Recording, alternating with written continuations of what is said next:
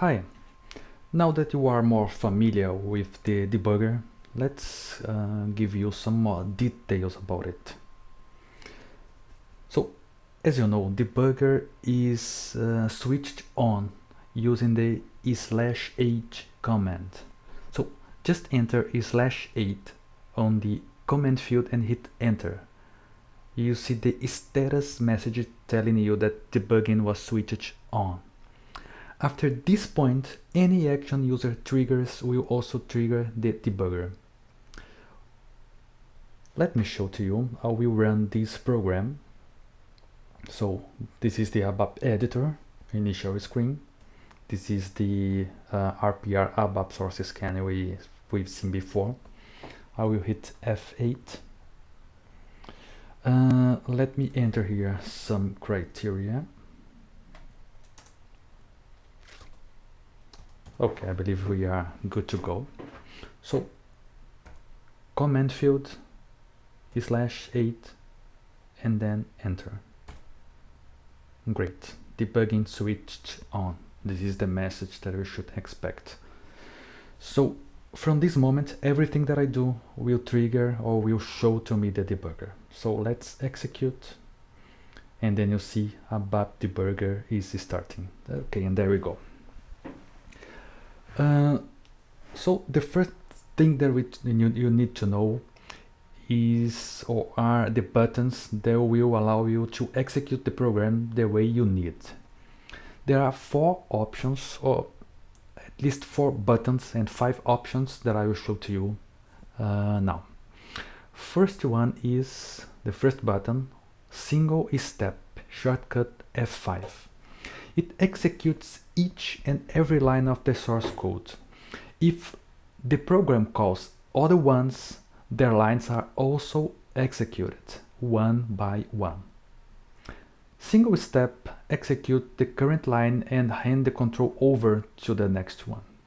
So let me hit here single step, and you see here by the yellow arrow how we are or where we are now. So by pressing F5 or single step, so this line is executed and the control is handed over to the next one.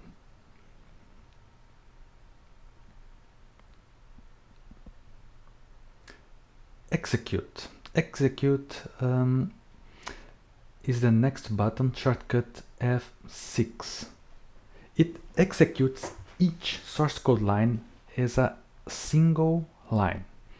Both complex and simple routines are executed as if they were a single program line.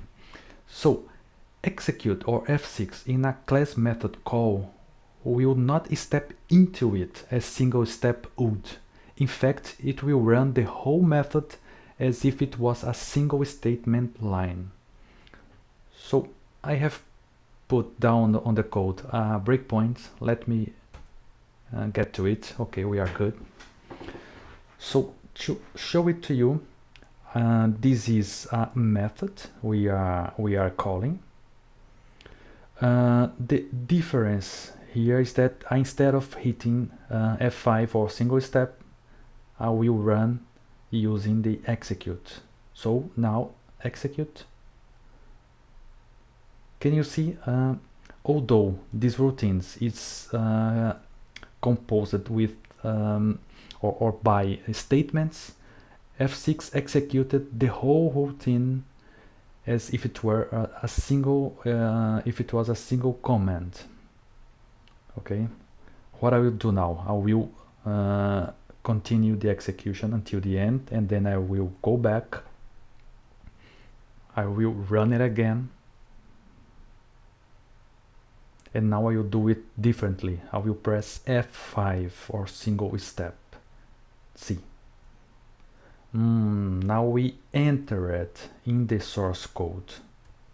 That's the difference. By pressing execute or F6, all this piece of code is executed as a single line. The next one I will show to you is the third button. It's this one, return, shortcut shortcut F7. Return will execute the remaining statements of the current routine and hand over the control to the next statement in the caller routine. For example, a return executed inside a method, so this is a method we will try in a moment, will run the remaining method statements and hand the control over to the next statement following the method call.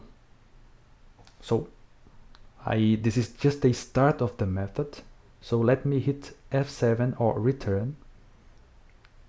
So all the remaining commands of the last method were executed and the control is now handed over to the next line.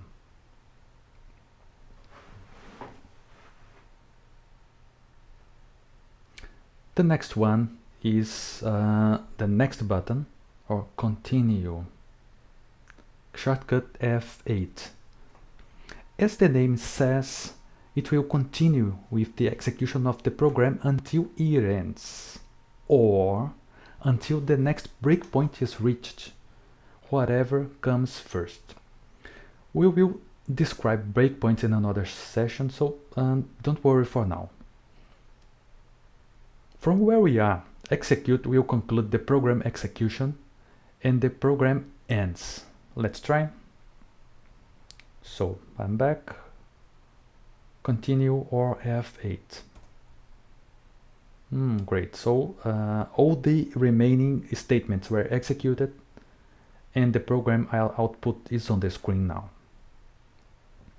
The last one that I will show to you that is not available through buttons. Let me execute once more the program. Okay. Is the option to the possibility of execute the source code until it reaches the line where the cursor is. So we have a shortcut for it, but we don't have a button. The shortcut for it is Shift F8.